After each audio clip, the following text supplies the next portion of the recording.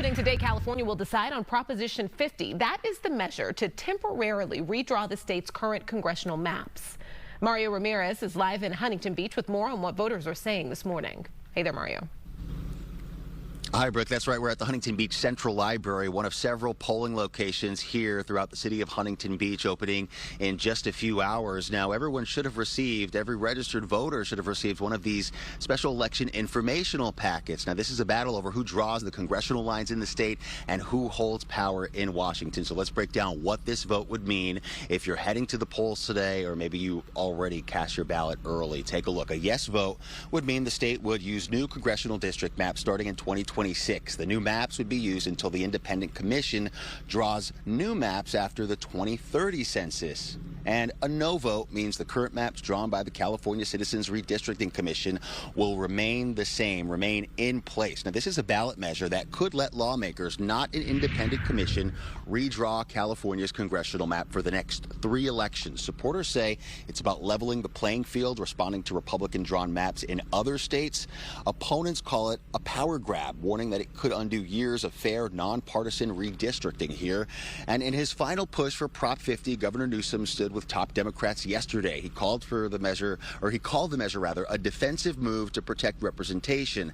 They argue California can't sit back while other states rewrite the rules. Opponents, meanwhile, also have issue with the price tag for this special election, estimated at more than $250 million. Money, they argue, could be spent on schools or public safety. And we caught up with some voters in Sherman Oaks. Listen to what they had to say. It's really unfair that they are just carving out an entirely blue state of California. It kind of sets a fair playing field. It allows California to also have that same representation in Congress in both the House and the Senate, and kind of will be a more fair process here, letting us kind of decide to redraw those maps.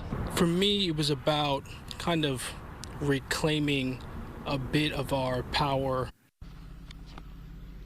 And a familiar face jumping in on the issue, former Governor Arnold Schwarzenegger, who helped create the Independent Redistricting Commission in the first place, has been one of the loudest voices against Prop 50, saying it would turn back the clock on democracy.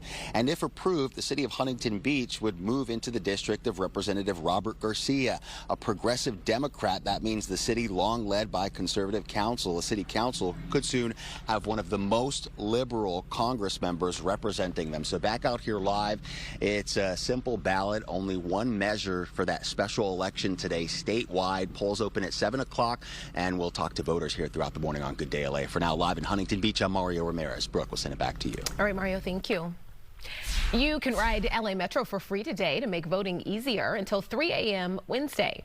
Buses, trains, bike share, and rideshare services won't cost a thing. Special promo codes are available for bike share and rideshare users. Plus, some major Metro stations will have ballot drop boxes. Metro says the goal is to help everyone get to polling places or drop boxes without worrying about transportation costs.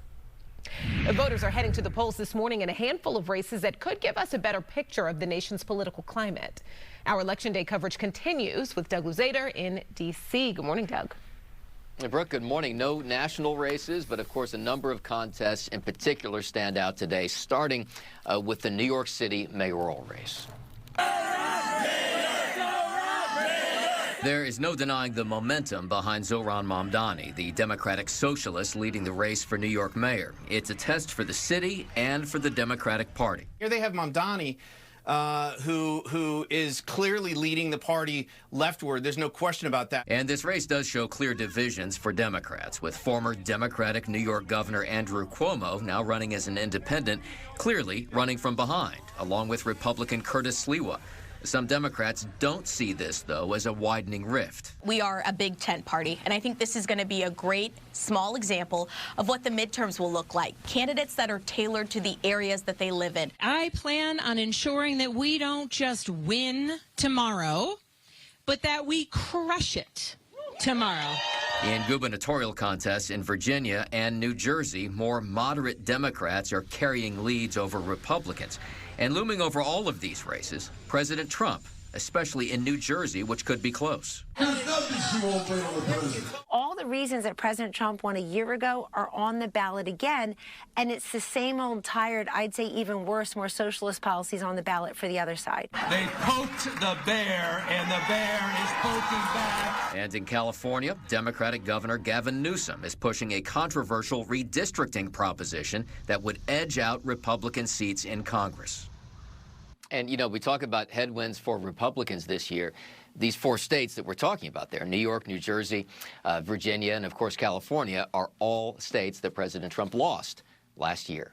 Brooke. Yeah, everybody's watching New York right now. That has been one of the most fascinating races I've seen in recent years, Doug. Also want to talk to you. Any reaction yet in Washington on the passing of Dick Cheney?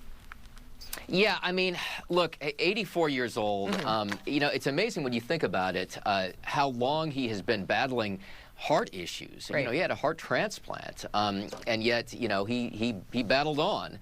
A huge political figure in this country, really kind of changed the way vice presidents operate, had a very aggressive foreign policy stance and a very aggressive, prominent role in the Bush administration at a time when, you know, vice presidents were just kind of, you know, considered to be kind of, you know, quietly in the corner. Cheney played a very major role. Yeah. All right. Doug Luzader reporting live for us in Washington. Thank you, Doug.